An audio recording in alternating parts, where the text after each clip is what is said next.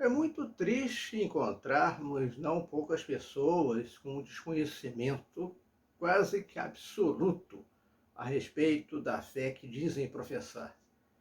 Inclusive, algumas dessas pessoas inseridas até mesmo em trabalhos pastorais que acabam criando uma visão equivocada a respeito do que é a Igreja Católica, da sua doutrina, da sua organização, da sua própria estrutura e sentido do sacrifício eucarístico da missa.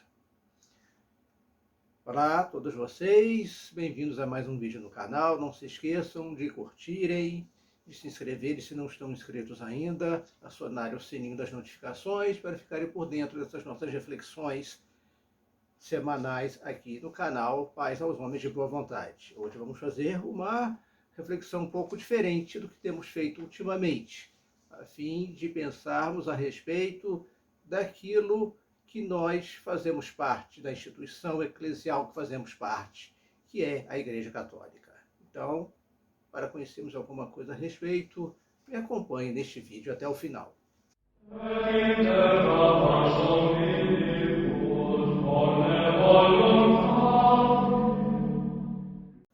Obviamente, quando falamos aqui em conhecer alguma coisa da Igreja Católica, não estamos querendo dizer que sejamos obrigados a ter o conhecimento de um teólogo, por exemplo. Mas, por outro lado, é mais do que necessário que tenhamos um mínimo de informações a respeito daquilo que nós dizemos acreditar. Uma religião não é um time de futebol, que nós escolhemos assim por simpatia ou por algum motivo comum qualquer. Muitos dirão, entretanto, eu sou católico porque fui batizado na Igreja Católica. Então, somente por isso. É suficiente? É lógico que não. Nós podemos dizer que é até mesmo uma obrigação procurarmos saber alguma coisa a respeito da Igreja que dizemos que fazemos parte dela. Principalmente pelo fato de que o próprio conceito de igreja faz com que nós sejamos exatamente essa instituição. Ela não é algo separado de nós. Ela não é algo que está fora. Ou seja, não somos membros dela como somos uma instituição qualquer. Nós somos a igreja. Ninguém, por mais apaixonado que seja pelo seu time de futebol, por uma agremiação carnavalesca, pelo seu local de trabalho ou de estudo, por exemplo, vai dizer que é essa própria instituição da qual faz parte. Já no caso que estamos falando, da igreja, essa palavra vem do grego, significa exatamente assembleia, eclésia, a reunião dos fiéis que forma o seu corpo místico, nas palavras de São Paulo, da qual a cabeça é o próprio Cristo. Assim, nós não apenas fazemos parte dela, como membros que vão lá uma vez por semana na igreja, templo material. Mas, como já dito, nós somos a igreja, uma construção espiritual que tem a Cristo como cabeça e guia. E conhecê-la é fundamental para que se possa amá-la, já que só se ama aquilo que se conhece. Infelizmente, muitos acabam abandonando a igreja, segundo as palavras de um eminente eclesiástico, que infelizmente agora me fugiu o nome, não pelo que ela é, mas por aquilo que acham que ela é. Enfim, desconhecem por completo o que vem a ser a Igreja Católica. E muitos, ao contrário, passam a fazer parte dela quando chegam a conhecê-la verdadeiramente, e não por aquilo que dizem que ela vem a ser. Em razão desse desconhecimento, acontece também uma série de opiniões descabidas, e até mesmo surgem pessoas que acabam concordando com alguns pretensos argumentos contra alguns dos pontos doutrinários da igreja. Vamos ver aqui um ou dois básicos a respeito disso. Um é o próprio nome da igreja e a sua criação. Algumas pessoas insistem numa ideia, sem fundamento histórico, de que a Igreja Católica teria sido inventada, criada por Constantino.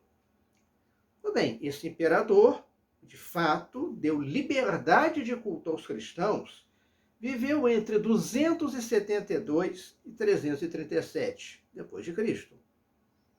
Ora, a primeira vez em que se utilizou a palavra Igreja Católica foi em uma carta endereçada aos fiéis da cidade de Esmirna, na Ásia, pelo bispo Santo Inácio de Antioquia, que estava sendo levado a ser martirizado em Roma.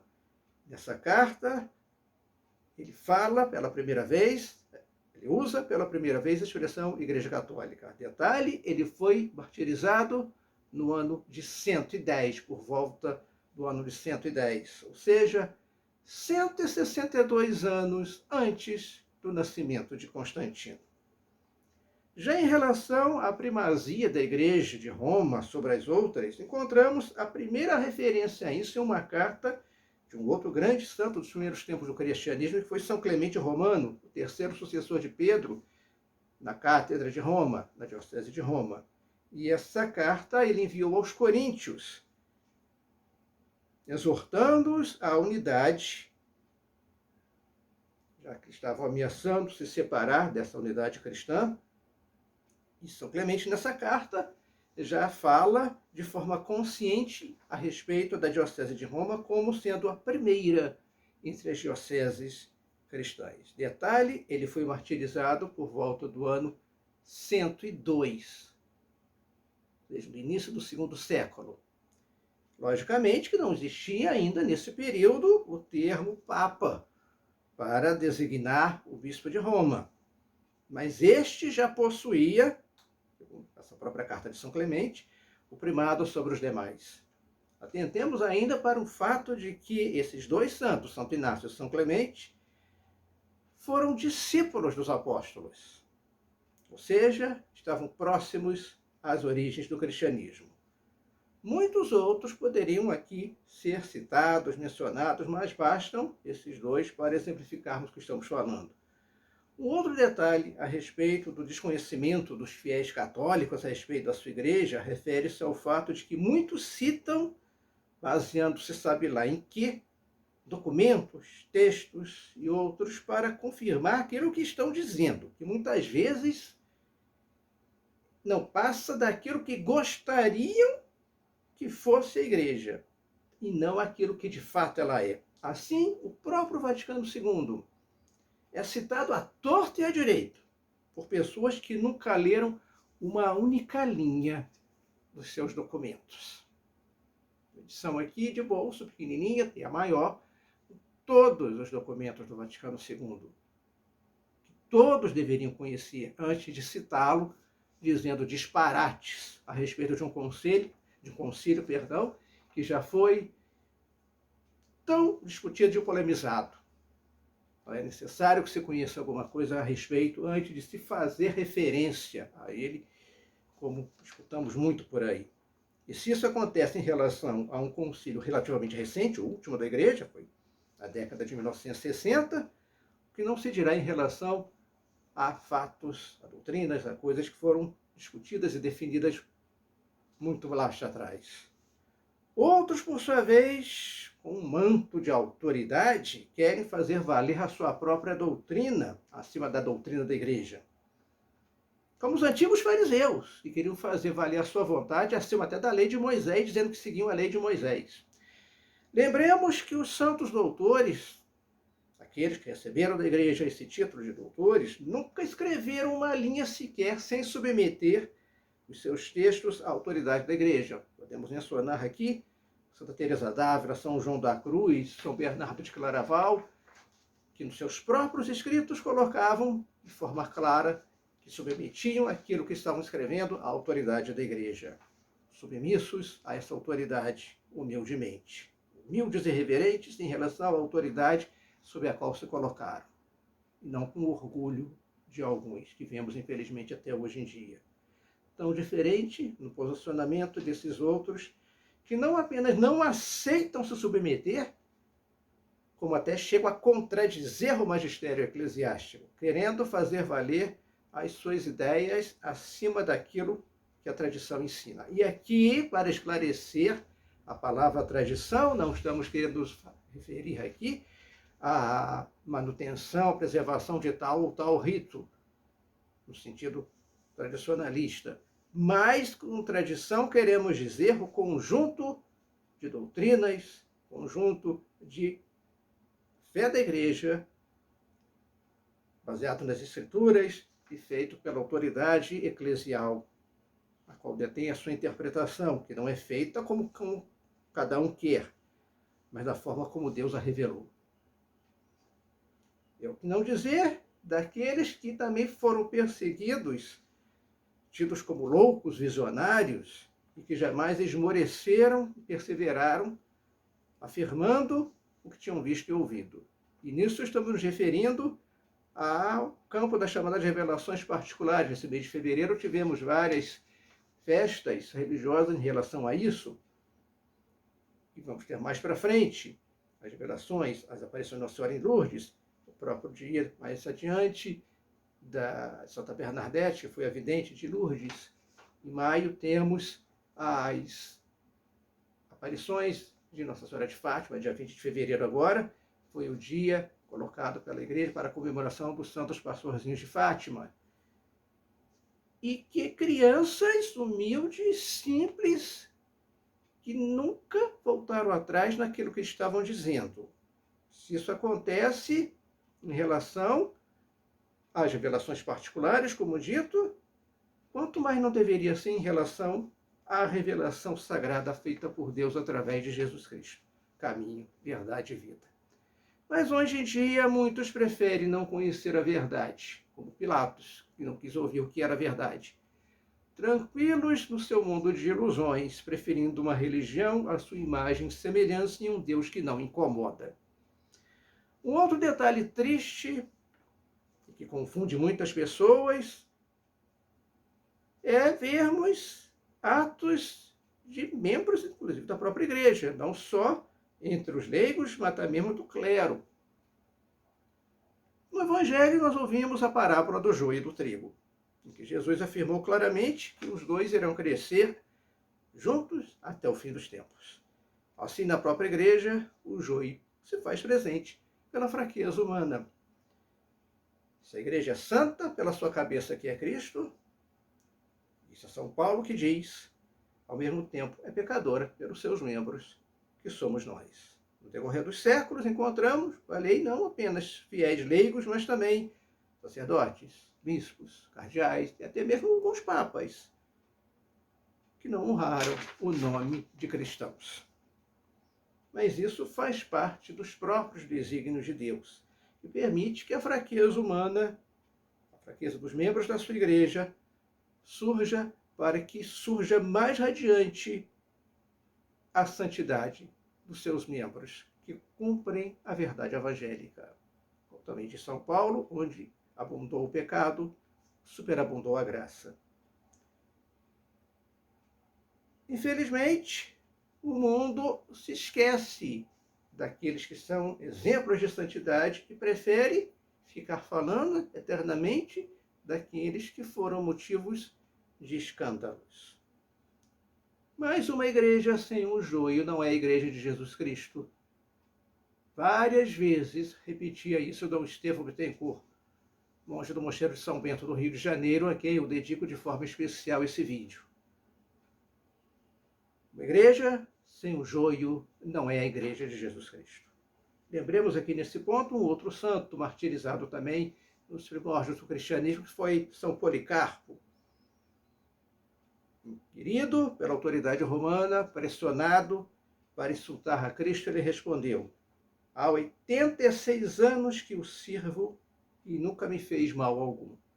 Como poderia blasfemar o meu rei Salvador? E mais adiante, ameaçado, respondeu: sou cristão. Poderia alguns aí objetar: 86 anos, já estava no fim da vida, não tinha mais nada a perder. Enquanto aqueles outros, não apenas lá nos primórdios do cristianismo, mas até os dias de hoje, acabamos de falar, exemplo dos videntes de Lourdes e Fátima, crianças ainda, e adolescentes, jovens, até crianças mesmo, tudo abandonaram por amor ao único, verdadeiro e à sua igreja. Tinham uma vida pela frente, neste mundo, mas preferiram abraçar a vida eterna que não passa a concordarem com o erro e com o paganismo. Assim, trigo é muito mais numeroso e fecundo do que o joio na igreja. Para não nos alongarmos muito, vamos aqui falar de alguns livros importantes para o conhecimento mínimo. É lógico que não podemos dizer que alguém vai pegar e ler um livro assim, fininho, pequeno, mas com nome pomposo, né, de semiótica narrativa dos textos bíblicos. Mas vamos ver alguns livros mais simples, mais comuns, mais fáceis de serem entendidos, como esse aqui, que fala sobre 7 mentiras sobre a Igreja Católica. Vários pontos que são colocados, repetidos à exaustão e que não correspondem à realidade. Um outro com título parecido, As Grandes Mentiras sobre a Igreja Católica. E o subtítulo, Desvende os mitos sobre o catolicismo, as mentiras que se contam sobre a Igreja. E um outro, talvez mais conhecido, professor Felipe Aquino, Uma História que Não é Contada, a respeito de vários pontos também da existência da Igreja. Se fala, por exemplo, que a Igreja é contra a ciência, é contra o conhecimento, e grandes cientistas eram membros da Igreja. Também temos 2 outros, que eu não tenho aqui em mão, mas vou deixar aqui a imagem, um deles, interessante, sobre a Inquisição tão falada e tão pouco conhecida, chamada Inquisição em seu mundo. E o outro, como a Igreja Católica construiu o mundo ocidental, ou seja, o mundo que nós vivemos. Sem ela, não existiria o mundo ocidental, a cultura ocidental. Ela plasmou o mundo que nós conhecemos e que, infelizmente, muitos estão querendo destruir. Muito mais nós poderíamos dizer aqui a esse respeito, mas isso seria por demais extenso, para um simples vídeo. Quem sabe, num outro trabalho, numa outra oportunidade, possamos desenvolver esse tema de forma escrita e cheguemos ao trabalho mais extenso. Por ora, no entanto, basta que nos lembremos de que conhecer é o portal para o amar. Repetindo o que já dissemos, só se ama aquilo que se conhece. Procuremos, então, conhecer a Igreja, porque foi dela que recebemos a água do batismo que nos lavou do pecado original. Recebemos o alimento sagrado da Eucaristia, que nos fortalece e nos conduz à vida eterna, e os demais sacramentos, instituídos por Cristo, entregues à sua Igreja, para a qual ele prometeu a sua assistência até o final dos tempos. Se gostaram do vídeo, não deixem de curtir, de compartilhar, de se inscrever se não estão inscritos ainda e deixar aqui nos comentários o que acharam a respeito disso. E até o nosso próximo vídeo.